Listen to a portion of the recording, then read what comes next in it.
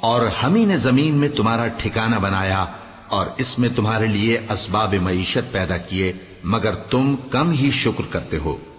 اور ہم ہی نے تم کو ابتدا میں مٹی سے پیدا کیا، پھر تمہاری شکل و صورت بنائی، پھر فرشتوں کو حکم دیا کہ آدم کے آگے سجدہ کرو، تو سب نے سجدہ کیا لیکن ابلیس کہ وہ سجدہ کرنے والوں میں شامل نہ ہوا۔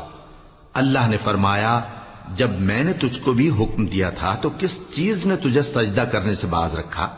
اس نے کہا کہ میں اس سے افضل ہوں، مجھے تو نے آگ سے پیدا کیا ہے اور اسے مٹی سے بنایا ہے۔ فرمایا، تو بہشت سے اتر جا، تجھے شایع نہیں کہ یہاں تکبر کرے، پس نکل جا کہ تو ذلیل لوگوں میں سے ہے۔ اس نے کہا کہ مجھے اس دن تک مہلت عطا فرما جس دن لوگ قبروں سے اٹھائے جائیں گے۔ فرمایا، اچھا، تجھ کو مہلت دی جاتی ہے۔